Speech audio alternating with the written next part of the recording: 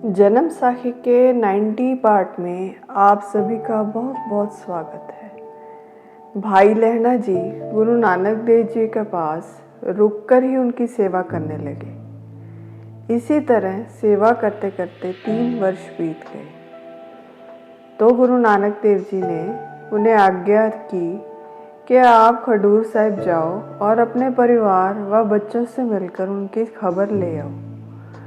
भाई लहना जी का मन वापस जाने को बिल्कुल नहीं था, परंतु गुरु की आज्ञा मानने से इनकार भी नहीं कर सकते थे। इसलिए वे खडूर साहिब वापस चले गए और अपने परिवार से मिले। उनके आने की खबर सुनकर जान पहचान के सभी लोग उनसे मिलने आने लगे। भाई लहना जी सभी को उठकर गले मिलते और आदर सहित बिठाते। इन्हीं लोगों में तख्तमल चौधरी उनसे मिलने आया। उसने आते ही भाई लहना जी के चरणों को छुआ। भाई लहना जी बोले, आप तो गांव के बड़े आदमी हो, आप क्यों मेरे पांव छू रहे हो? हम गले मिलते हैं। तख्तमल चौधरी ने कहा, आप एक महापुरुष की संगत से उसके समान ही हो गए हो, इसलिए पाँव छूना ही उचित समझा। गले मिलने योग्य अब मैं नहीं हूँ।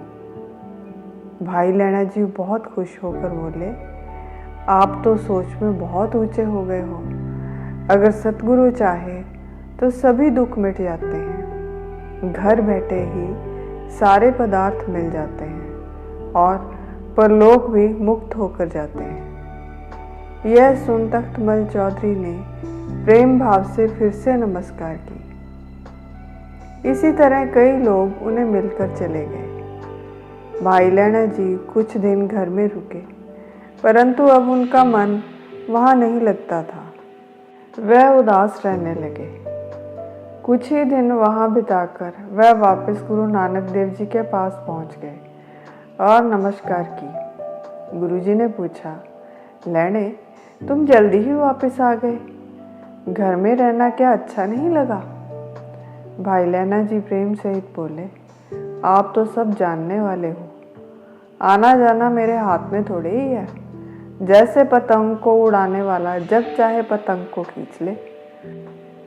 और वे फिर से सेवा में जुट गए। एक बार गुरु नानक देव जी के पास बहुत बड़ी संख्या में संगत दर्शन करने के लिए आई और रात रुकी। उसी समय बहुत से बादल घिर आए और बारिश शुरू हो गई। बारिश लगातार 2 दिन चलती रही। संगत के खाने का कोई प्रबंध न हो सका। सभी को बहुत बुरी तरह से भूख लगी थी।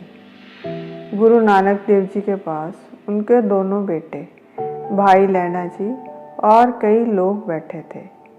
तो गुरुजी अपने पुत्र श्री चंद जी को कहा कि सामने जो बबूल के पेड़ लगे हैं उन पर चढ़कर उन्हें हिलाओ तो अनेक प्रकार के आहार नीचे गिरेंगे, जिससे सभी की भूख शांत होगी। बाबा श्री चंद जी को पिता के वचनों पर भरोसा नहीं था। वह बोले, मैंने तो ऐसा पहले ना कभी सुना ना देखा कि पेड़ पर आहार लगा है।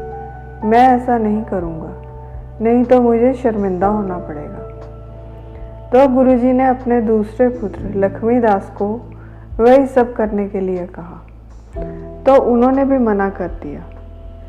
फिर गुरुजी ने भाई लहना जी से कहा, लहना उठो और सारी संगत को साथ ले जाओ और सामने जो पेड़ देख रहे हो उस पर चढ़कर उसे हिलाओ।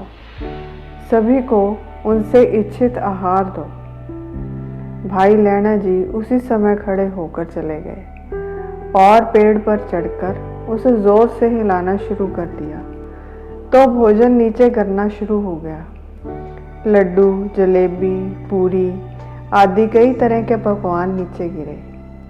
सभी लोग वो स्वाद लेकर खाने लगे और उनकी भूख शांत हुई। उस समय वहाँ करीब 24,000 लोग थे। वह सभी तृप्त हुए।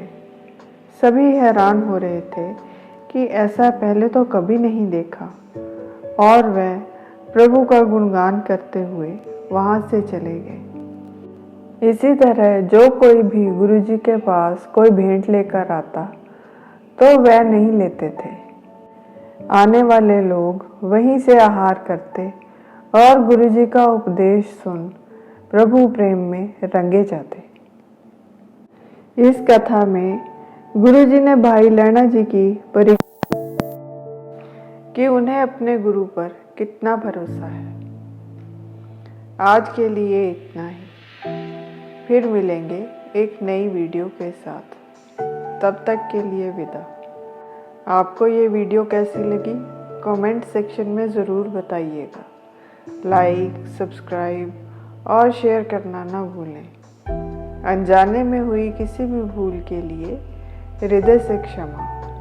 और मेरी इस वीडियो को अपना अमूल्य समय देने के लिए आप सभी का बहुत बहुत धन्यवाद।